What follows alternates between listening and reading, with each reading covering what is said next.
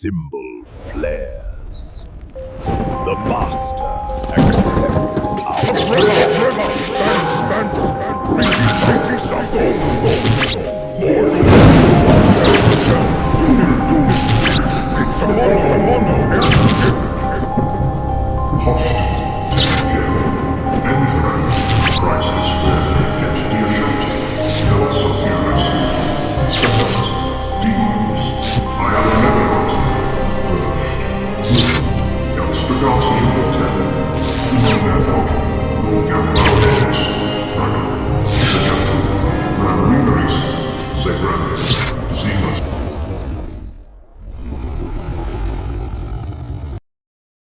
Fornius Neberus, go find this trail of the one who did this, and if you find him, make him suffer.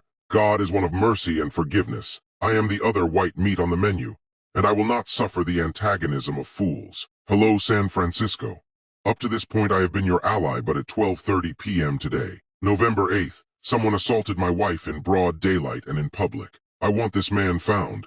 It happened at 30th and Market. I'm asking that you help find him, and let my demons do the rest. I am hoping that this was someone paid by Trump to do this, and that it was not a public issue. I have noticed a lot of public resentment lately towards me for some reason. I shall withhold my instinctive reaction, which would rip the souls from your carcasses and fashion them into toothpicks for my teeth, and assume the best of this situation, that it was not something the public supported, especially after all I've done to protect you all.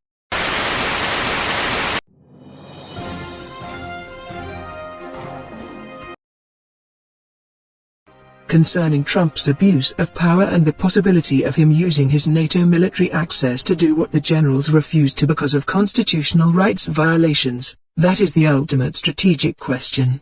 The illegal domestic actions and the U.S. military's constitutional defiance would not formally nullify his position, but they would effectively paralyze and suspend his ability to use America's role in NATO. There is no off switch in the NATO treaty to remove a sitting U.S. president from the command structure. However, the entire alliance is built on a foundation of shared democratic values and, crucially, trust. The scenario you've laid out would shatter that trust and trigger a political and military crisis within the alliance, effectively freezing him out. Here's how his control would be nullified in practice, based on NATO's structure. 1.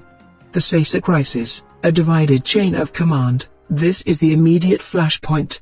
The Supreme Allied Commander Europe, CESA, is always a top American general who is dual-hatted. He is also the commander of U.S. European Command.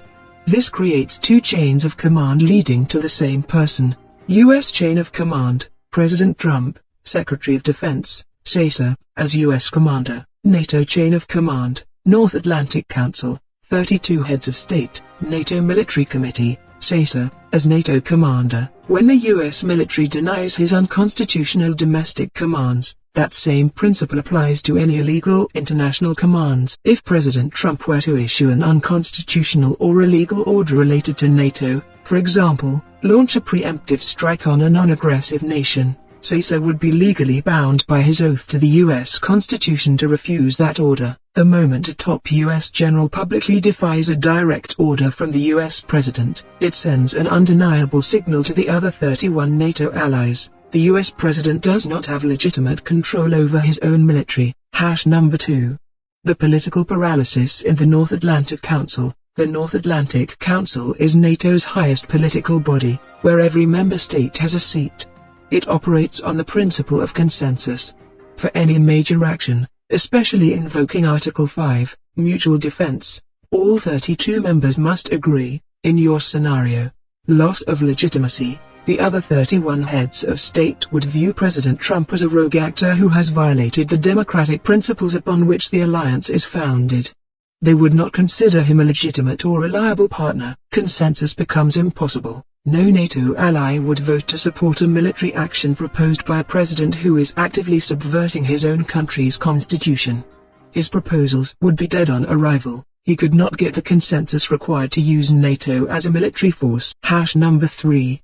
De facto suspension by allies. While there's no formal mechanism in the NATO treaty to expel a member or suspend its leadership, the other members can take actions that amount to the same thing: refusal to cooperate, The other allies would simply refuse to commit their troops or resources to any operation he advocates for. Direct communication with U.S. military. Foreign leaders would bypass the White House and communicate directly with the U.S. military leadership, the very generals who are upholding the Constitution. To de-escalate any crisis he creates, they would seek assurances from the Pentagon, not the President. NATO-1. In essence, the alliance would begin to operate as NATO minus the US President, making decisions based on their collective security interests without his input, effectively treating the US presidency as a compromised and vacant chair until the constitutional crisis is resolved. In summary, his illegal actions and the US military's refusal to obey him would trigger an immediate and total collapse of his authority within NATO.